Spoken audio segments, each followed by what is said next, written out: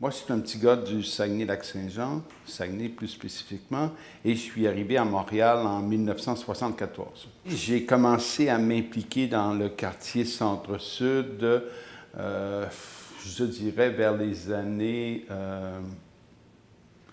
1977.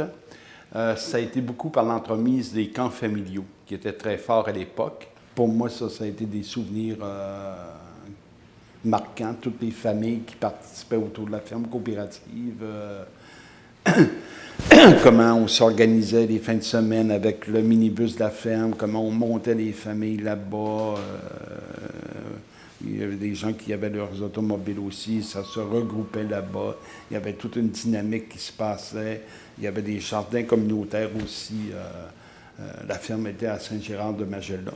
En 1981, j'ai postulé pour le poste et j'ai été au comité social à titre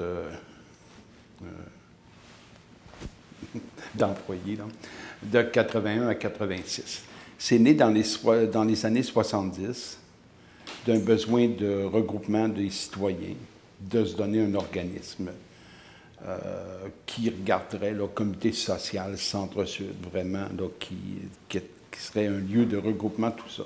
Et là, on a eu ce centre de formation pour adultes, un centre d'éducation populaire. Et là, il y a un certain nombre d'activités qui se sont regroupées au sein du comité social.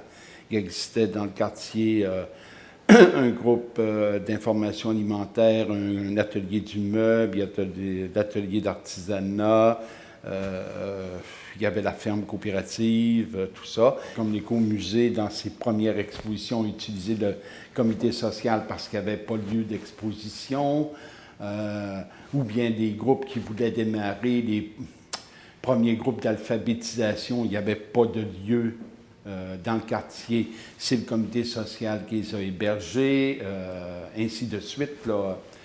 Puis les salles étaient utilisées par bien des organismes du quartier. Alors, on voyait un peu tout le monde passer. Et en 87, j'ai recommencé, mais j'ai recommencé avec la Société des services aux ânes. Au départ, ça a été un petit organisme plus d'aide et d'entraide. Okay? Mais très tôt, il s'est produit, ou il s'est présenté des défis qui fait que, avec tous les contacts, parce que l'abbé Bouchard avait été curé de la paroisse Saint-Jacques, mais il avait connu un paquet de gens, là, puis des gens d'affaires, ainsi de suite. Alors, avec l'aide de ces gens-là, il a réussi à mettre la main sur le Casaloma qui était fermé. Mais il fallait le rentabiliser. Et une des idées de le rentabiliser, ça a été d'exploiter les bingos pour faire de la location des salles à tous les soirs. Et comme ça, il a réussi à rentabiliser le projet, puis les millions de dollars qu'on a pu distribuer aux organismes du quartier dans les années d'existence d'Ozanam, là, c'est assez exceptionnel. Là. On parle vraiment de millions de dollars. Là.